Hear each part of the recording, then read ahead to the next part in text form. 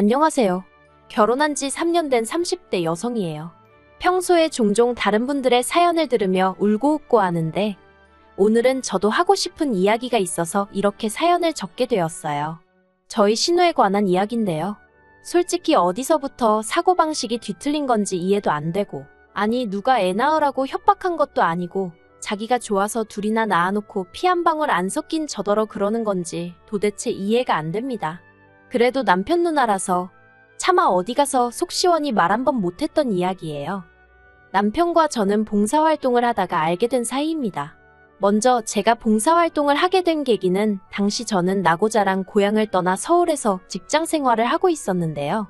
언젠가부터 단순하게 친구들하고 만나서 놀고 그러는 거 말고 뭔가 좀 더 의미 있는 일, 사회에 도움이 될 만한 일을 하고 싶더라고요. 그렇게 생각만 하다가 우연히 기회가 닿아 보육원에서 봉사활동을 하게 되었어요. 반면에 남편은 당시 다니고 있던 회사가 제가 봉사활동하던 보육원에 도움을 주고 있었거든요. 그래서 반강제로 봉사활동도 참여하게 되었다고요. 남편이 하는 말이 주말에는 쉬고 싶은 마음뿐이었는데 보육원에서 봉사활동을 하게 되는 바람에 진지하게 회사를 관둘까 그런 생각까지 했었다대요. 하지만 저를 발견하곤 그러지 않아서 천만다행이라고 생각했다나요? 저희 남편이 원래 너스레가 심해요. 아무튼 그곳에서 만나서 남편이 먼저 저에게 호감을 표현해왔고 그렇게 저희는 봉사도 하고 사랑도 만들어갔습니다. 그리고 2년이 지나서 부부의 영까지 맺게 되었고요. 결혼 당시 시댁이나 친정에서 크게 도움을 받은 건 없어요. 일단 시댁의 경우 아버님은 지병으로 인해 제대로 된 사회활동을 할 만한 상황이 못 되었고, 어머님은 그런 아버님을 돌보고 신혼의 애들을 키워주시느라 따로 어디 가서 돈 벌고 하실 상황이 아니었어요. 그나마 신혼의 애들 봐주는 조건으로 다달이 100만 원씩 받고 계셨는데 그 돈하고 저희 남편이 드리던 용돈 30만 원하고 해서 총 130만 원으로 생활을 이어가신다 들었습니다. 물론 결혼 전에는 이렇게 세세하게는 몰랐고 결혼하고 나서 남편이랑 앞으로 경제권은 누가 가질까 그런 이야기들을 하다가 알게 된 거예요. 친정에서 도움을 안 받은 이유는 단순했습니다. 남편이 먼저 자기 쪽에서 아무것도 못 해주니 이렇게 된 거 저도 아무것도 받아오지 말라나요. 그리고 그때는 제 눈에 콩깍지가 씌어도 단단히 씌어 있었는지 그런 남편의 모습이 왠지 패기가 넘쳐 보여서 냉큼 알겠다고 했네요. 저희 남편에 대해서 조금 더 이야기를 해보자면 남편에게는 위로 4살 많은 누나, 그러니까 저에겐 신우지요. 신우가 하나 있어요. 하지만 요새같이 형제자매가 한둘밖에 안 되는 시대에 장남차남 장녀차녀 그런 게 뭐 그렇게 중요한가 싶네요. 저도 친정에서 차녀지만 행여 집안에 무슨 일이라도 있으면 능력되고 시간 있는 사람이 해결하면 되지 그게 꼭 나이 순일 필요는 없다고 생각하거든요. 그리고 말이 나와서 말이지만 저희 신우는 심해부와 함께 치킨집을 운영하고 있어요.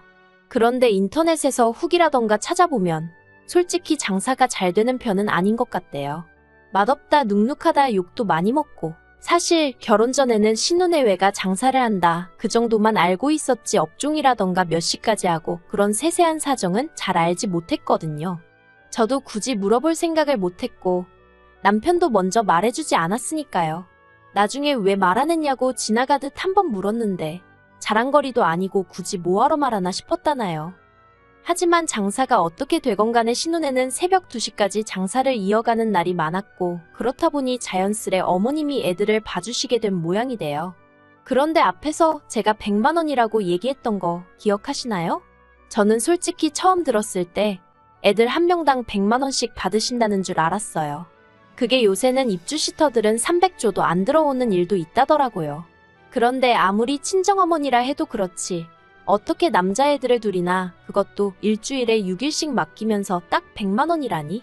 너무한다 싶대요. 물론 모녀 사이에 괜찮다고 이야기가 되었으니 그랬겠지만요. 한편 남편과 결혼한 지 반년쯤 되어가던 시기에 아버님이 돌아가셨습니다. 지병으로 인한 심근경색이었는데 당시 어머님은 신혼의 애들하고 거실에서 잠이 드셔서 방에서 주무시던 아버님께 무슨 일이 있었는지 전혀 모르셨다고 들었어요. 그래서인지 아버님이 돌아가신 이후로 한동안 어머님이 이게 다 당신 탓이라며 스스로를 많이 원망하고 자책하셨지요. 저러다 어떻게 되시는 거 아닌가 싶을 정도로 많이 힘들어하셨어요. 그래도 시간이 약이라더니 한 달 정도 지나니 상황이 어느 정도 정리가 되어갔습니다. 어머님도 전보다는 훨씬 안정적인 모습을 보이셨고요. 그래서 다행이다 싶었는데 엄밀히 말하면 그래도 저는 남이고 남편은 자식이라 그런지 그런 어머님을 여전히 불안하게 보는 눈치였어요. 그리고 남편이 저한테 대놓고 말하지는 않았지만 혼자 대신 어머님을 저희 집으로 모시고 오고 싶어 하는 것 같대요. 하지만 제가 못된 건지 남편이 먼저 직접적으로 저에게 묻기 전까지는 굳이 제가 나서서 우리가 어머님 모실까? 그런 이야기는 하고 싶지 않았습니다. 솔직히 아무리 어머님이랑 저랑 특별히 나쁜 사이는 아니었다고 하더라도 한 집에서 같이 사는 건 꿈에서도 생각해 본 적이 없던 일이라 엄두가 안 났거든요. 그러다 결국 하루는 퇴근한 남편이 할 말이 있다면서 평소에는 잘 마시지도 않는 소주까지 사들고 집에 왔대요. 그리고 아니나 다를까?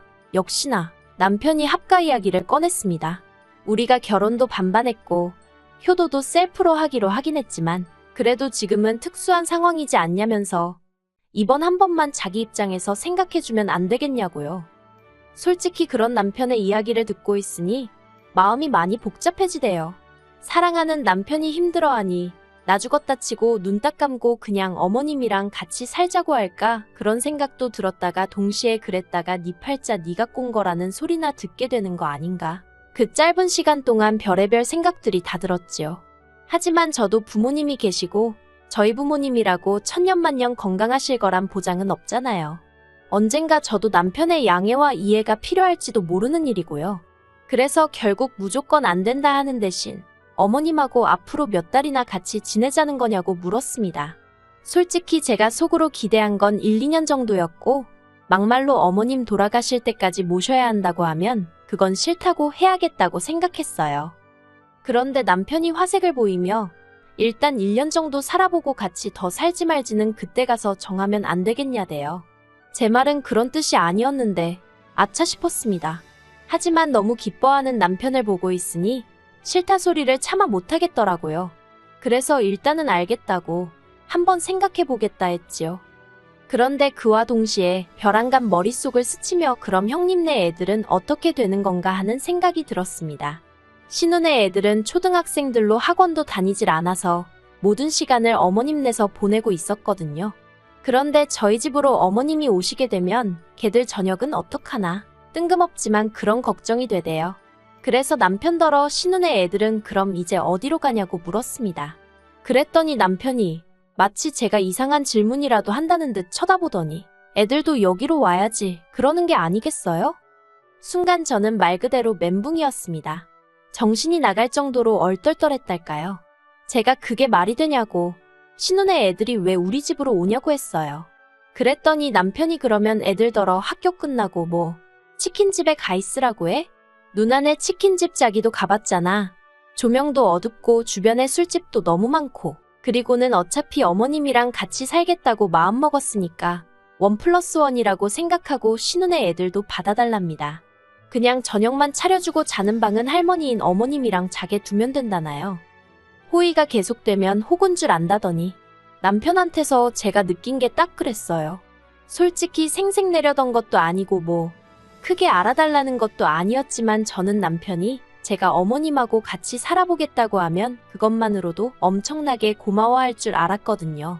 그런데 무슨 신혼의 애들까지 제가 남편더러 어머님하고 같이 살겠다고 한 건 어머님은 당신을 세상에 있게 해주신 분이니까 그런 거라고. 하지만 신혼의 애들 수발은 내가 왜 들어야 하냐고 절대로 안 된다고 했습니다. 전에 없이 제가 좀 세게 나가서 그런가 남편도 그제서야 자기가 너무 성급했다며 미안하다고 하대요. 그리고 이후로 정작 어머님은 합가니모니 말씀을 꺼내신 적도 없고 해서 저 혼자 남편한테 며칠 씩씩거리다 상황이 마무리가 되었네요. 그러다 최근에 문제가 터졌습니다. 사실 지난해와 달리 올해 초부터 어머님이 유난히 피곤하다. 여기가 안 좋다 저기가 어떻다 그런 말씀을 자주 하시긴 하셨어요. 그리고 그런 말씀을 하실 때마다 제가 다른 사람한테 말을 하고 그런 건 아니지만 혼자서 몇 년이나 더 지내실 수 있으려나? 정말 어디라도 아프게 되면 우리가 모셔야 하나? 솔직히 그런 생각이 들긴 했거든요. 그런데 그런 와중에 어머님이 저희 부부와는 물론이고 신혼에 와도 상의 없이 어느 날 갑자기 더는 신혼의 애들 못 돌봐준다고 그러니 알아서 하라고 했다는 거예요. 저는 그 소식을 전해 듣고 이제 신우네가 어머님을 모시고 살거나 아니면 신우나 신우 남편 둘 중에 한 명은 치킨집에서 손을 떼겠구나 하고 짐작만 했어요. 남편도 제 이야기를 듣더니 그렇게 되겠다면서 동의를 했고요. 그런데 이게 웬걸. 신우가 저한테 연락을 해왔습니다. 그리고 신우가 하는 이야기는 정말 상상치도 못한 황당한 스토리대요. 사실 어머님의 상황과 별개로 남편과 저는 슬슬 아이를 가질 준비를 하고 있었어요. 그 준비라는 건 이제 음식도 좀 좋은 걸로 골라서 먹고 영양제도 잘 챙겨 먹고 운동도 하고 뭐 그렇게 말이지요. 그리고 이런 이야기를 남편이 별 생각 없이 지난 가족 모임 때 신우한테 하대요. 그런데 신우가 그 이야기를 꺼내면서 하는 말이 저더러 어차피 올해 애가 지면 회사 관둘 거 아니냐입니다. 그러니까 어차피 관둘 거 조금만 더 일찍 관두고 어머님이랑 당신애들 좀 챙겨주면 안 되냐대요. 그러면 어머님한테 애들 봐주시는 몫으로 드리던 돈도 저에게 주겠다면서요. 제가 황당해서 신우더러 지금 형님네 애들 때문에 저더러 회사를 관두라는 거냐고 단도직입적으로 물었습니다. 그러자 신우가 꼭 그런 건 아니지만 제가 조금만 배려를 해주면 어머님도 그렇고 자기네도 그렇고 상황이 나아진다는 뜻이래요. 그러면서 제 결정에 두 가정의 목숨이 달려있다나요? 솔직히 신우가 회사 생활을 안 해봐서 회사의 출산휴가라던가 육아휴직을 잘 모르나 싶기도 하고 그래서 신우한테 조목조목 설명을 해줬어요. 저는 육아휴직이 보장되는 회사에 다니고 있고 혹시나 나중에 복직을 하는데 상황이 여의치 않아서 퇴사를 하게 되면 그때는 권고사직 처리가 되기 때문에 실업급여도 얼마 받을 수 있다. 근데 지금 관두면 저는 말 그대로 아무것도 못 받는다. 그러니 형님 말씀대로 해드릴 수가 없다. 그렇게 딱 잘라 말했지요. 그랬더니 신우가 또 한다는 말이 그래서 내가 한 달에 100만 원씩 준다고 하잖아 그럽니다. 어처구니가 없어서 솔직히 어디 가서 제 입으로 얼마를 벌고 어쩌고 그런 이야기하는 거 별로 안 좋아하거든요. 사람들 반응이 씁쓸한 게 자기들 생각보다 적게 벌면 무시하고 자기들 생각보다 많이 벌면 인정을 안 해주고 어느 쪽 반응이든 기쁘지가 않아서 언젠가부터 수입에 있어서는 말을 아끼고 있어요. 그런데 신우가 계속 그놈의 100만 원을 들먹이면서 저를 설득하려고 드니까 나중엔 화가 다 나더라고요. 그래서 신우더러 형님, 저 한 달에 400씩 벌어요. 그랬습니다. 그러자 신우가 저를 황당하다는 듯 쳐다보더니 그래서 100만 원은 뭐 돈 같지도 않다는 거야 하고 시비를 거는 게 아니겠어요. 그때 깨달았습니다. 지금 신우랑 아무리 이야기를 해도 해결되는 일은 하나도 없이 나 혼자 화만 나겠다는 사실을요. 그래서 신우더러 순리대로 살라고 했습니다. 애는 애 엄마가 키우는 게 맞지 할머니한테 맡겼다가 이제 외숙모한테 맡길 생각을 하시느냐고. 그렇게 불쌍한 애 이손저손 타게 하지 마시고 이참에 아이랑 한번 시간을 보내보시라 했습니다. 그랬더니 신우가 저더러 애도 없는 게 아는 척 하지 말라고 또 한 소리 하대요. 그리고 저도 더는 신우의 막말을 듣고만 있을 수가 없어서 애가 있어도 아무것도 모르는 형님보단 제가 나은 것 같다고 받아쳐버렸어요. 그랬더니 이제 신우가 돈 좀 번다고 사람 무시하냐? 너 내가 장사한다고 무시하는 거지 하고 온갖 억지를 써대더라니까요. 결국 결론부터 이야기하자면 신우는 치킨집에서 나와 지금 집에서 애 키우며 살림하고 있어요. 저 때문에 외벌이가 되어 먹고 살기가 빡빡하다는 말도 안 되는 소리를 하면서 저희 남편더러 생활비를 보태달라고 했었답니다. 저한테는 비밀로 하고요. 하지만 저희 남편은 저에게 비밀이란 없는 사람이라 제가 신우더러 경제권은 제 손에 있으니 돈 관련 이야기는 저한테 하셨으면 좋겠다고 문자 한 통 보냈습니다. 그랬더니 답장도 없대요. 그리고 어머님은 저희 남편이나 신우 둘 중 그 누구와도 합가를 하지 않으셨어요. 어머님은 당신은 애시당초 합가의 뜻이 없었는데 왜 당신 딸이 오바를 한지 모르겠다면서 저한테 괜히 안 들어도 될 욕을 먹었다고 미안하다 해주셨습니다. 남편도 나중에서야 신우가 저에게 퍼부은 막말을 듣게 되었고 저한테 정말 저런 누나를 둬서 미안하다며 몇 번이고 사과를 해왔고요. 저는 신우가 밉고 재수없는 거지 남편한테는 그 정도로 나쁜 감정은 아니었거든요. 그래서 남편더러 조금만 더 나를 챙겨달라고 부탁하곤 더는 따져묻지 않기로 했어요. 지금은 신우네와는 왕래하지 않고 오로지 어머님하고만 한 달에 한두 번씩 만나며 적당한 거리를 유지하고 지내는 중입니다.